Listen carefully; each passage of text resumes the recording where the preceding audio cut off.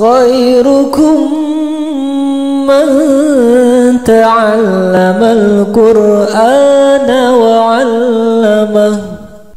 Bismillahirrahmanirrahim. Assalamualaikum warahmatullahi wabarakatuh.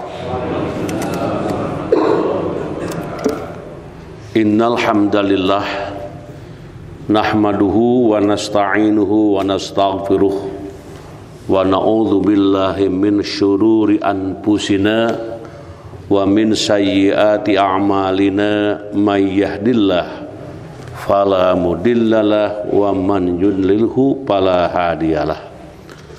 Asyhadu an la ilaha illallah wahdahu la syarikalah wa asyhadu anna Muhammadan abduhu wa rasuluh.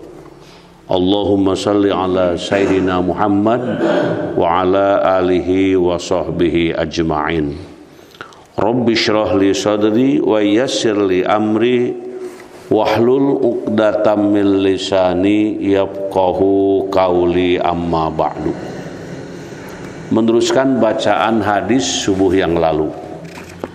Bismillahirrahmanirrahim. Wa an Umar radhiyallahu anhu qala innal musyrikina kanu la yufiduna hatta tatlu asy-syamsu wa yaquluna asyrik sabir wa innan nabiyya sallallahu alaihi wasallam khalafahum fa afadha qabla an tatlu asy-syamsu rawahul Bukhari. Dari Umar radhiyallahu an ia berkata, sesungguhnya orang-orang musyrik tidak turun ke Mekah sehingga naik matahari, dan mereka berkata, bercahayalah hai Sabit. Dan Nabi sallallahu alaihi wasallam menentang mereka, dan beliau turun ke Mekah sebelum terbit matahari. Diriwayatkan oleh Bukhari. Jadi sesungguhnya orang musyrik itu orang yang menduakan Allah, menduakan Tuhan, mengadakan lagi Tuhan selain Allah, tidak merasa cukup dengan Tuhan yang sudah mereka lakukan, sehingga perlu kegiatan-kegiatan yang menyandarkan kegiatannya itu dengan segala perbuatan yang menimbulkan kemusyrikan. Jadi tidak turun di sini orang musyrik ke Mekah sehingga naik matahari, dan mereka berkata, bercahayalah hei Sabit. Sabit itu apa? Gunung yang paling tinggi di Mekah, katanya gitu. Sabit. Jadi gunung yang paling paling tinggi di kota Mekah namanya Sabir. Jadi Sabir itu gunung yang paling tinggi di Mekah. Jadi la yufiduna hatta tatlu asyams. Jadi wa yaqulu asyrik sabir. Nah itu. Wa innan nabiyya sallallahu alaihi wasallam khalafahum fa afadha qabla an tatlu asy-syamsu. Dan Nabi SAW menentang mereka, dan beliau turun ke Mekah sebelum terbit matahari. Dikira-kira jam berapa ini? Ya mungkin waktu subuh, sebelum terbit matahari sudah turun.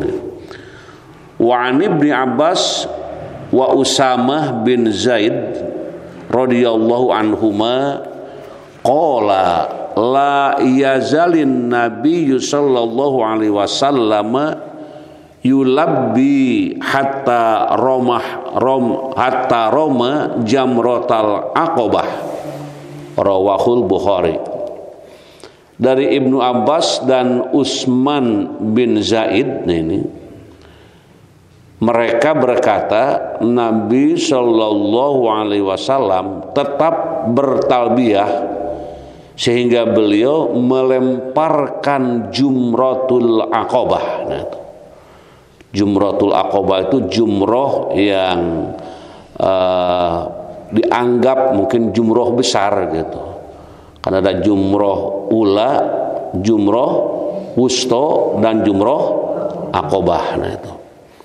Nah jadi di sini Nabi bertalbiyah sehingga belum melemparkan atau sehingga beliau melemparkan jumratul akobah. Tanggal 10 itu, tanggal 10 hari nahar, setelah tadi berangkat dari Arafah ke Muzdalifah. Nah tanggal 10-nya kan di Mina itu. Datang ke Mina itu kemarin ya dianjurkan ataupun di situ ada satu hal yang harus dilakukan, yaitu melontar jumratul akobah. Dan kebanyakan mereka mengambil waktu itu waktu duha itu. Waktu duha, jadi waktu yang begitu matahari belum tinggi, maka di situ melontar jumratul akobah. Setelah melontar jumratul akobah, kemudian ada yang langsung ke Mekah untuk sa'i dan tahalul. Ada juga yang setelah melontar jumroh akobah, mereka langsung ke tenda lagi untuk menunggu tanggal 11 dan 12 juga 13. Nah itu. Jadi jumroh akobah itu jumroh yang pertama kali dilempar. Dan setelah melontar jumroh akobah, kemudian di situ gunting rambut itu. Disebutnya itu tahalul awal. Ada tahalul awal, ada tahalul sani. Nah itu tahalul awal itu tahalul setelah melaksanakan dan perjalanan dari Arafah ke Muzdalifah mengambil batu. Nah batu yang diambil itu dilontarkan pada tanggal 10, dan di situ jumroh yang pertama kali dilontar ada jumratul akobah. Nah itu. Jadi setelah melontar jumroh akobah, kemudian menunggu lagi tanggal-tanggal berikutnya. Kalau di Indonesia mungkin tanggal 10 teh ya sholat sunat Idul Adha, kemudian motong hewan. Di sana juga sama gitu. Melaksanakan sholat Idul Adha terutama di Masjidil Haram gitu. Kemudian setelah itu kemudian ya melaksanakan kegiatan-kegiatan lain. Nah setelah melontar jumratul akobah ini di hari keberapa? Tanggal berapa? Tanggal 10 gitu ya. Itu sudah boleh pakaian diganti. Nah, sebelum tawaf dan sa'i itu. Tapi sudah melontar jumroh akobah itu boleh baju diganti dengan baju biasa gitu. Dan itu menunjukkan bahwa dia sudah melontar jumratul akobah dan telah melaksanakan tahalul awal. Nah itu. Jadi tahalul itu ada awal, ada sani. Yang sani itu yaitu ketika menggunting setelah sa'i. Jadi setelah sa'i itu 7 bolak-balik itu sofa marwah, marwah sofa terus. Nah ujung akhir dari ke-7 putaran di situ pun menggunting rambut. Nah itu untuk menghalalkan, hanya istilahnya tadi yang disebut dengan tahalul awal, yang kedua tahalul sani. Dan ini hanya ada dalam ibadah haji, dalam umroh tidak ada tahalul awal dan sani. Nah itu kemudian hadis selanjutnya. Jadi di sini tetap bertalbiyah. Jadi talbiyahnya sampai melontar jumratul akobah gitu. Ya, terus nah selesai melontar jumratul akobah biasanya berhentilah talbiyah itu gitu. Di situ diganti bacaannya dengan apa? Dengan takbir. Jadi setelah itu takbir, Allahu Akbar, Allahu Akbar, Allahu Akbar, la ilaha illallah, Allahu Akbar, Allahu Akbar, walillahil hamd. Nah, dikumandangkan itu setelah melontar jumratul akobah sampai kapan? Sampai tanggal 13 matahari terbenam. Terbenam matahari tanggal 13. Dan di kita itu ya di daerah luar Masjidil Haram itu membesarkan takbir dengan terus dikumandangkan setiap ba'da sholat, dan setiap ada peluang-peluang dikumandangkanlah takbir untuk mengagungkan Allah. Nah itu.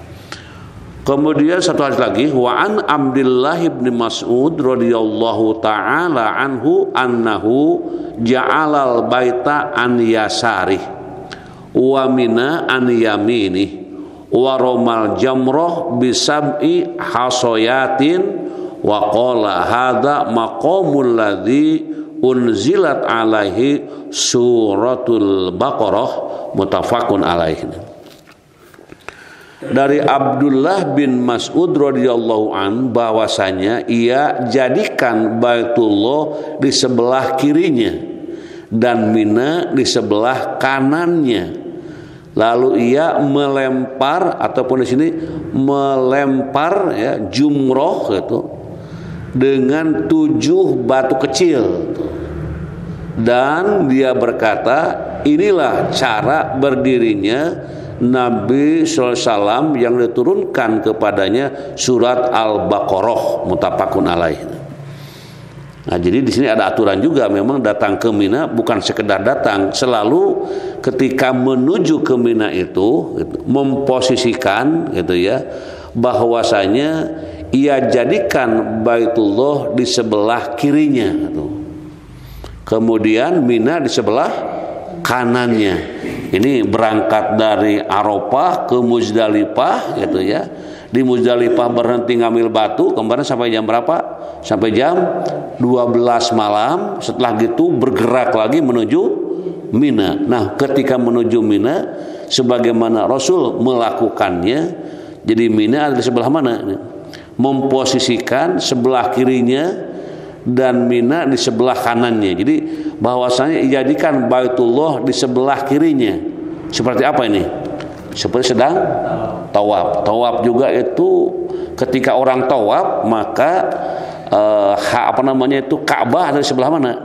Sebelah kiri. Jadi terus mutar gitu ya. Ini berlawanan dengan jalannya jarum jam gitu. Kalau jarum jam kan ke sini kan gitu ta. Nah, ini ke sini gitu ya. Jadi itu bertentangan dengan jalannya itu. Dan ketika melaksanakan dan memposisikan tadi di sebelah kirinya itu adalah Baitullah dan di sebelah kanannya Mina.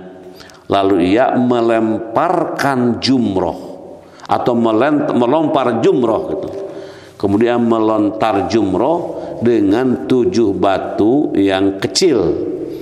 Dan ia berkata, inilah cara berdirinya Nabi SAW yang diturunkan kepadanya surat Al-Baqarah muttafaqun alaih. Nah, ini masih terus cara menunaikan ibadah haji. Mungkin kalau sekarang membaca hadis ini ya terus dijelajahi gitu.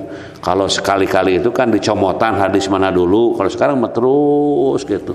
Dan hadis yang kita baca ini insya Allah kalau ada umur sampai hadis 1500-an gitu. Sekarang sudah hadis ke nomor 728. Jadi hadis yang dibaca barusan hadis 728. Kira-kira bisa berapa hadis ya anu nempel ka urang? Tak usah nempel, bukan nama mendengar gitu ya. Jadi sudah banyak hadis gitu yang kita baca ya. Dan saya tidak bacakan hadis nomor kesekiannya gitu. Pokoknya nama tiba-tiba sudah 728. Lumayan. Ada berapa hadis? Ada ribuan hadis gitu ya.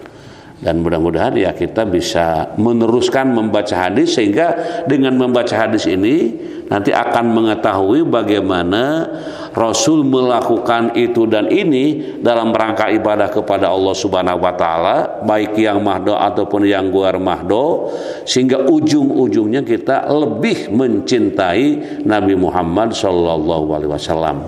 Karena tidak ada yang patut diteladani, tidak ada yang patut dijadikan contoh model dalam hidup, sebagaimana Allah katakan bahwa menurunkan, memerintahkan, mengutus Nabi Muhammad ke dunia ini adalah sebagai uswatun hasanah, sebagai manusia model, contoh dalam hidup. Contoh yang datang dari pribadi Rasul itu dijadikan acuan, dijadikan ukuran oleh orang-orang yang beriman kepadanya. Di kita hidup ini mudah-mudahan itu kita mencontoh Rasul, ucapan-ucapan yang diucapkan Rasul itu tidak menyakitkan orang. Walaupun orang berusaha untuk menyakiti Rasul, Rasul tidak membalasnya untuk dendam dengan cara mengucapkan yang menyakitkan. Tidak demikian gitu. Dihina, dicaci maki, bahkan diludahi. Wah, gitu. Nabi sampai diludahi, tidak mengumpulkan ludah untuk menyeborkan ke orang itu, tidak. Beliau senyum-senyum saja. Mengapa senyum? Karena mereka tidak mengetahui siapa yang dicaci maki ini, siapa yang diludahi ini, siapa yang dihina ini. Kalau dia tahu itu yang dihina adalah orang yang terhormat, orang yang diutus oleh Allah karena iman kepada Allah dan kepada Rasul, maka di situ lain perbuatan, lain perkataan, dan lain tindakan yang dilakukan. Maka perlu apa? Perlu tahu. Tapi tahu pun tidak sekedar cukup tahu, karena orang-orang kafir Quraisy sudah pada tahunya kepada Muhammad itu sebagaimana dia kenalnya kepada anak sendiri, tapi tidak beriman kepadanya. Nah, jadi bukan sekedar tahu, kenal, tapi juga iman tidak gitu. Buktikan keimanan dengan apa? Dengan amalun sholihun. Nah, gitu. Itulah hadis-hadis yang kita baca. Mudah-mudahan kita terus mengaji dan tidak pernah kenyang mengaji ini. Ada yang keluar sendawa gitu gara-gara ngaji. Tidak ada kan. Jadi semuanya setelah belajar itu alhamdulillah dapat ilmu gitu ya. Dan mudah-mudahan ilmu ini menjadi bermaslahat, manfaat, menjadi cahaya untuk menerangi kehidupan kita di dalam kehidupan yang kita jelajahi setiap saat. Dan hari ini, subuh ini adalah subuh yang hari ini, hari Sabtu, subuh ini subuh yang baru gitu. Yang lama ya sudah basi. Apakah besok kita akan subuh akan ada lagi? Subuh yang mana besok? Ya subuh yang baru lagi. Jadi hari itu sudah kelewat, sudah tidak akan terulang lagi. Cuma namanya yang terulang, tapi isi, konten, situasi, keadaan berbeda. Maka Sabtu ini subuh yang baru, Sabtu ini Sabtu yang baru. Jadi yang sudah dilewati dan yang akan datang masih kita berharap-harap, dan yang paling bagus yang sekarang ini, yang sedang duduk, yang sedang mendengarkan, yang sedang menyimak, yang sedang ditaburi oleh rahmat, yang sedang ditaburi oleh ampunan Allah. Orang-orang yang duduk di masjid karena talabul ilmi itu dosanya terus berguguran. Amin ya rabbal alamin. Karena ini memang di situ digambarkan dalam sebuah hadis. Makanya mudah-mudahan saya pribadi, kita semuanya diberi ketulusan, keikhlasan, bukan sekedar hadir, bukan sekedar bersama-sama, tapi terus hati kita berzikir kepada Allah, hati kita sibuk dengan asma-asma Allah, sehingga kita tetap menjadi orang yang beriman, lebih kuat imannya kepada Allah Subhanahu wa taala. Allahumma shalli wa barik wa sallim, amin. Allahumma rzuqna ilman nafi'an wa rizqan wasi'an wa shifaan min kulli da. Allahumma yassir umurana, Allahumma faqihna fid din waghfir lana wa liwalidaina warhamhuma kama rabbayana shighara. Rabbana hab lana min azwajina wa dzurriyyatina qurrata a'yun waj'alna lil muttaqina imama. Rabbana atina fid dunya hasanah wa fil akhirati hasanah wa qina adzabannar wa adkhilnal jannata ma'al abrar ya aziz ya ghafar ya rabbal alamin. Subhana rabbika rabbil izzati amma yasifun wa salamun alal mursalin walhamdulillahi rabbil alamin. Subhanakallahumma wa bihamdika asyhadu an la ilaha illa anta astaghfiruka wa atubu ilaik. Wassalamualaikum warahmatullahi wabarakatuh.